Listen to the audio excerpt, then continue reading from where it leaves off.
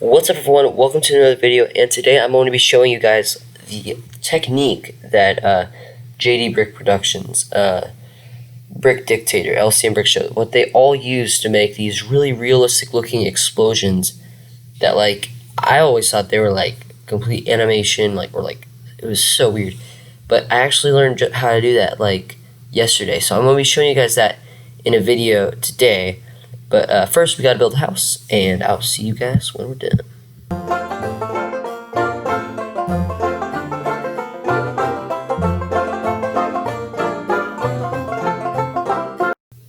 Alright, folks, so we're done, and yeah, so the main part about this thing is that so how this works is you basically just destroy the house using a lever. So you build it into the wall. You build a lever into the wall, so that when you push on it, it explodes the house. Alright, so you can build it in using like plates. So basically what I did here was getting a 2x4 plate and a 2x2 plate, and then getting another 2x2 or 2x12 plate, and then putting that next to a 2x8, 4x8 plate, therefore making a lever that could fit in. So yeah, I did that, and yeah, so it's easy to build in, so that's all you have to do. But so the basic is you put a lever into your house, and then you press the lever to therefore explode it. Alright, so you can cover it up using like whatever. That's an example. In a real movie, you would cover this up way more. You maybe put like a wall covering it, maybe like a chimney or something. But this is just to show you how to do it. Alright, so we have the lever right here. Alright, so you push on it, and that makes an explosion. Alright. So then what you want to do after you build the actual structure of the house is you take it apart where you're going to explode it, and then you real quickly like make it super duper loose. Alright, that's really important, so that when you explode it, it goes all over. So boom, I did that. You see that? So I made it explode like a lot, a lot. So it actually went in a lot of places, somewhat, and yeah, so that's how you do it. And I'm going to take us to the software, and we're going to edit. Alright guys, so we're here at the editing software, and so basically what I have right here is already edited stuff, and we're going to play it. That just looks beautiful. With all the editing and all the cutting, it goes together perfectly. Look at that. And yeah, and with buildings around it, with some nice something other than black screen for chroma key, it would look absolutely beautiful, absolutely wonderful.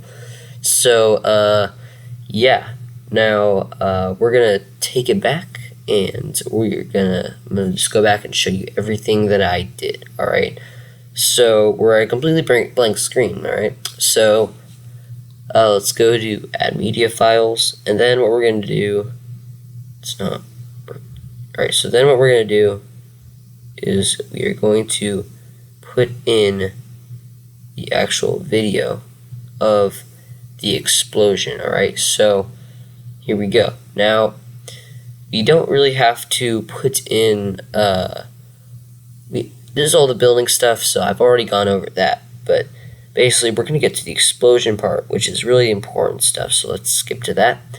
Alrighty, so we're going to cut it about, let's see here, wait, is explosion, yeah, explosion part's actually, I'm just making sure.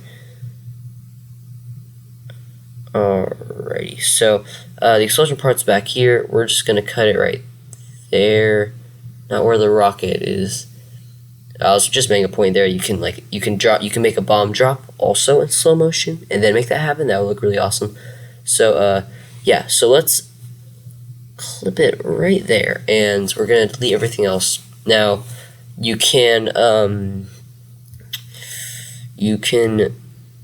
right. So this is what's so important. You have to take the speed and bring it down to exactly 25 or. There we go, 25. Alright, that's very important. Take it down to 25, and because little things, when they drop, they're super fast, but when big things, they take a little bit more time to explode, right? So, yeah. Now, let's play it. And, golly, slow motion is hard. But, yeah, so let's skip it forward a little bit, and let's skip it right here. Boom. See? That's all you have to do. You just have to cut it just to where the explosion is. Not your hand touching the thing. Alright? You can cut that out later. But you just gotta cut it right to where it happens. And then, take it down to 25 speed, and boom. And you also have that brick exploding sound. I don't have it on here since this is I'm talking like after I've recorded this, and I had to delete the audio because it was just terrible audio. But you get this really satisfying brick sound of bricks like hitting the ground, and it's really nice, especially for movies. And I'm actually using this in my latest stop motion, the Battle of Aachen. I have the stop motion done. All I have to do is edit it a bit. So yeah, now boom. Now all you have is just a clean, beautiful cuts. Well, no, we have not cut it enough yet. So yeah, I gotta boom. There's the explosion. So yeah. Now let's go here, and you can't add. You can try to add effects, but my effects are terrible. I'm sure if you had like the kind that JD Brick and Brick Dictator, what they have would be nice, but yeah, I'm not even gonna try. Yeah. So you can try to put FX in there, but I wouldn't recommend it just because like if you have good ones and you can make it work, then maybe. But yeah. So as you can see, you want to cut it just to where the explosion is, right? And yeah, but you don't have to. You don't have to. So yeah. That's pretty much all there is, but remember, it's really important that you bring it down to 25 and you cut it enough, right? Very important. Because if you don't want your hand just